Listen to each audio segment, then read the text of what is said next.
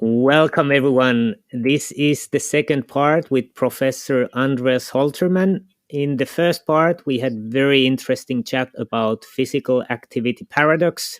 I highly recommend to check it out if you haven't done so yet. In this episode, we are going to talk about health effects of standing and differences between static and dynamic standing. So, Andreas, research shows that standing increases risk of musculoskeletal problems, for example, low back pain, but standing desks are getting more popular all the time in office work. But should you actually be standing more at work? What's your take on this?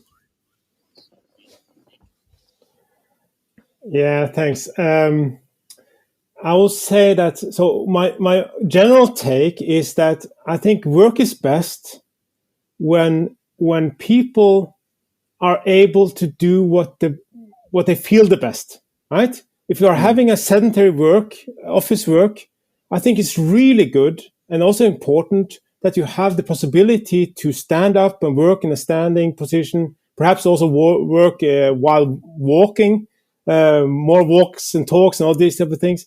I think that for in general, I will say that it's really beneficial to be able to make the environment in which we work in a way that we can really, vary between the postures, do some activities. And I think that's good both from a metabolic, cardiovascular, and musculoskeletal point of view. But I will say that, and I know there's been some discussion about in office workers, when does it become too much and so on. And to that, I normally say that on most office workers, right, when you start to feel some numbness in your legs, when you start to feel a bit fatigued in your back, then it's about time to sit down, right? And then I think 95% at least, they sit down, right? We just do what the body tells us to do, right?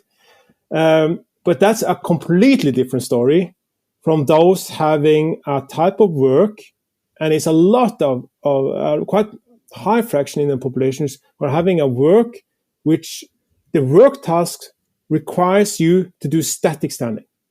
And some of the occupation groups where we have measured this with accelerometers, so accelerometer both on the thigh and the upper back, where we can really measure if they are standing, and also if they are doing some movements or if they're walking compared to if they are sitting, right? And then we can see that, for instance, in manufacturing, on average in Denmark, we have measured about 400 to 500 manufacturing workers. You can see an average is about five to half an hour of standing.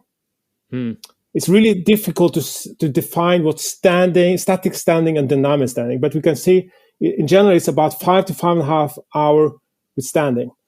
And when we then talk with the workers, if we just take it from there, they report fatigue. They often say that I just talked with some workers in a brewery, and they said the first 2 to 3 weeks coming back from summer vacation, then they are going from sitting a lot and and then coming back standing. It's really hard, right? But after some weeks, when they are getting into it, it's getting better, right?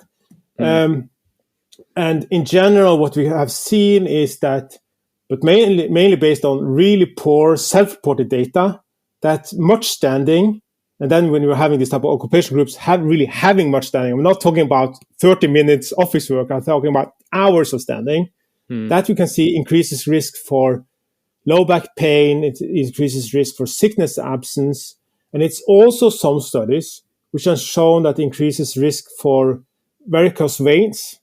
So some cardiovascular symptoms or in principle a disease.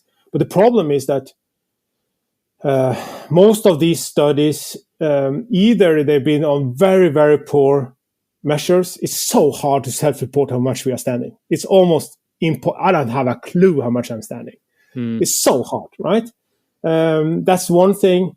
The other thing is that most of the available studies, they don't have data on those type of occupation groups having a lot of standing.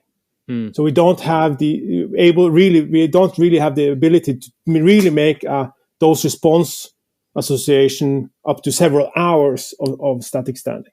Mm.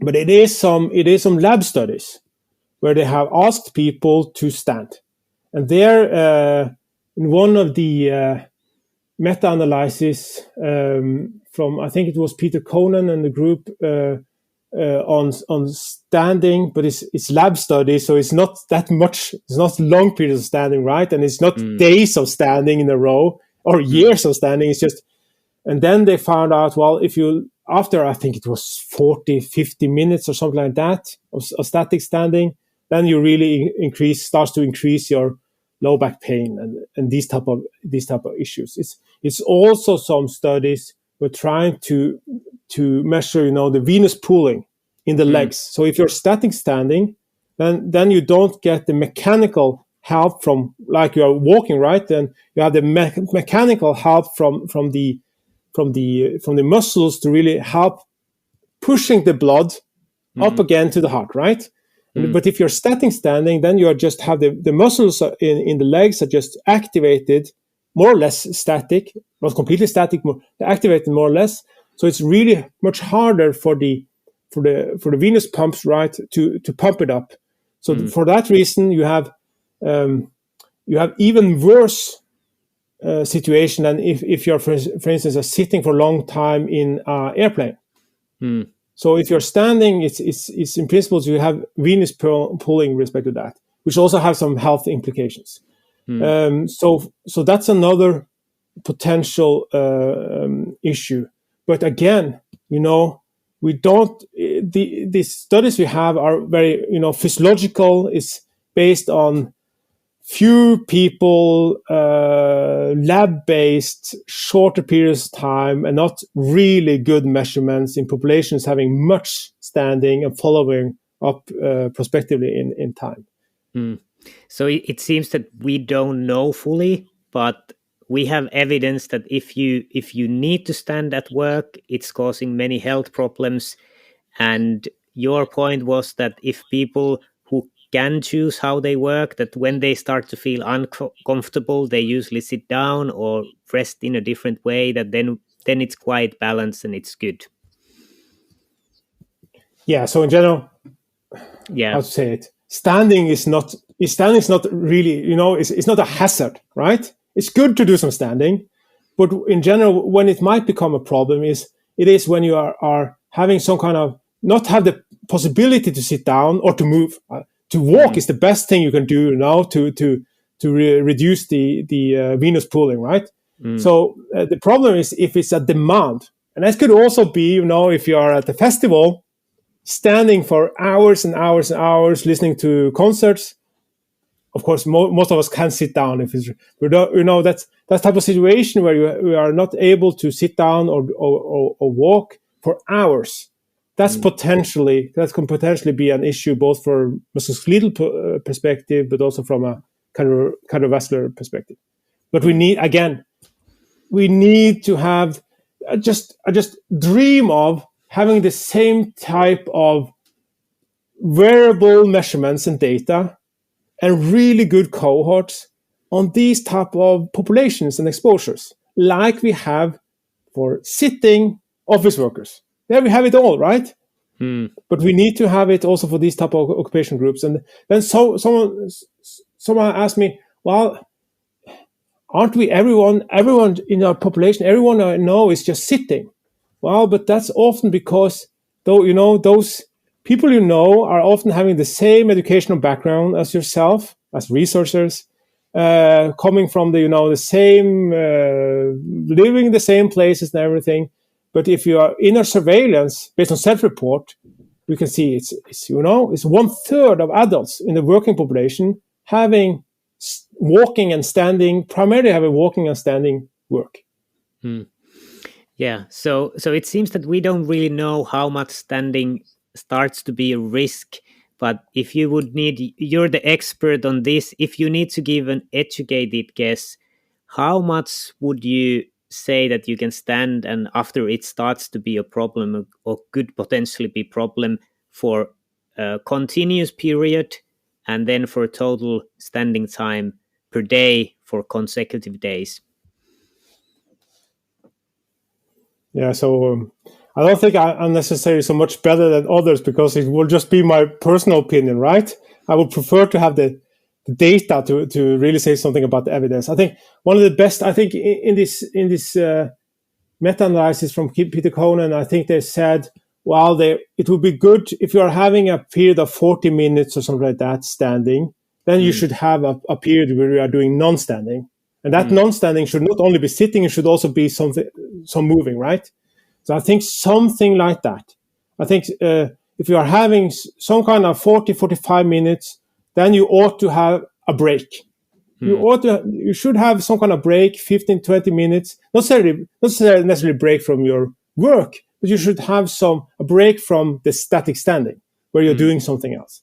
So I think something like that. And of course, then it depends on if you're working a shift of 10 hours or 12 hours, of course, then you should have some more periods of breaks, right? In the static compared to if you're just having a 4 or 5 hours standing working hours. Yeah, and we have been talking about static standing, and walking between is really good. How do you feel about different kind of aids that help in dynamic standing? For example, a soft mat that you can kind of move on it, or kind of balancing board, and there's quite many things which kind of help you being more dynamic in standing. How good these are for you for standing? Would you recommend these kind of things?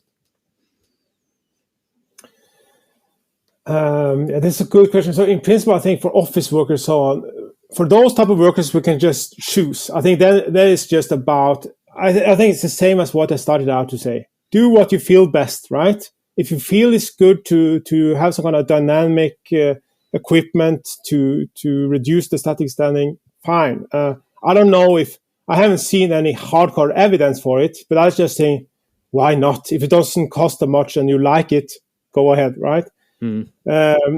I know that this has been a question in manufacturing, for instance. So those standing for many, many hours, there it's been so it's shown that if you're having this type of what's it called? So if you're standing just mattress or something, so that can help with respect to pain levels and so on.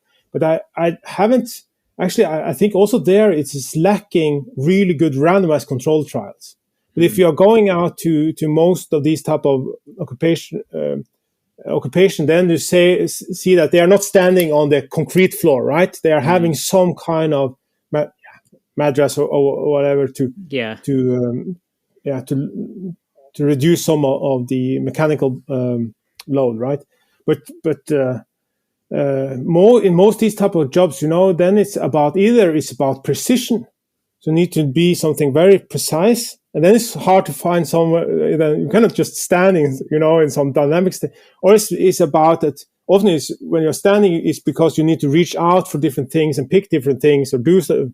Then it's also difficult, to have some kind of dynamic tool to stand on, right? So I think it's I think in manufacturing there is the place we need to test these things, and not in the office environment. Yeah. Good points. I think we are running out of time, so I would like to ask if you have any final remarks related to standing and health risks and dynamic and static standing. Yeah, what I just would like to say is that I think it's so good that we're now getting accelerometers and other devices which can precisely measure standing. Because I think standing has got way too little attention. It's got attention because of breaking up the sitting time, right? We should rather stand, right? But we haven't really been able until very recently to have good data on what would be the best composition of behaviors. How much should you sit, stand, walk, right? And there I think because we can see that general people in the population, we are actually standing quite much. But we don't know much about when is it good or doesn't matter, right, for health? So I think that's a really important step. And I just really hope that people will start to dig further into that type of data to investigate what is the healthy pattern, what's the healthy behaviors of sitting, standing, and moving. Perfect. So it was really a pleasure to have you. Really important and relevant points. So thank you for taking the time. Thanks. It was great. Perfect.